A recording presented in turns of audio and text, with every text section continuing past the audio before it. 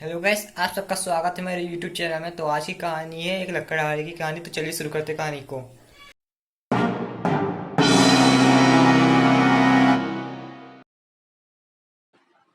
लकड़हारे की कहानी। एक बार की बात है, एक गरीब लकड़हारा था जिसका नाम रामू था। रामू ईमानदार और मेहनती था, लेकिन उसकी जिंदगी कठिनाइयों से भरी थी। वह जंगल में जाकर लकड़ी काटता और उसे बेचकर अपने परिवार का पेट पालता था। एक दिन वह जंगल में लकड़ी काट रहा था कि उसकी कुल्हाड़ी गलती से नदी में गिर गई।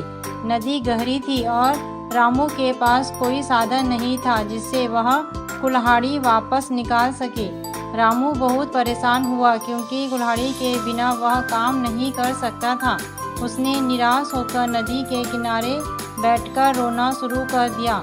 उसकी सच्चाई और दुख देखकर नदी की देवी प्रकट हुई। उन्होंने रामू से पूछा, तुम क्यों रो रहे हो बेटा? रामू ने जवाब दिया, माता, मेरी कुल्हाड़ी नदी में गिर गई है। वह मेरी आजीविका का एकमात्र साधन था और उसके बिना मैं अपने परिवार का पालन नहीं कर सकता। देवी ने रामू की सच्चाई से प्रभावित होकर नदी में गोता लगाया और सोने की एक चमचमाती कुल्हाड़ी लेकर आई। उन्होंने रामू से पूछा, क्या यह तुम्हारी कुल्हाड़ी है? रामू ने ईमानदारी से कहा, नहीं माता, यह मेरी कुल्हाड़ी नहीं है। फिर देवी ने दूसरी बार गोता लगाया और चांदी की कुल्हाड़ी लेकर आई। उन्होंने फिर से पूछा, क्या यह तुम्हारी कुल्हाड़ी है? रामू ने फिर से कहा, नहीं माता, यह भी मेरी कुल्हाड़ी नहीं है। आखिरकार देवी ने तीसरी बार गोता लगाया और रामू की असली लोहे की कुल्हाड़ी निकाल कर लाई। उन्होंने पूछा, क्या यह तुम्हारी कुल्हाड़ी है? रामू ने खुशी खुशी उत्तर दिया, हाँ माता, यह मेरी कुल्हाड़ी है।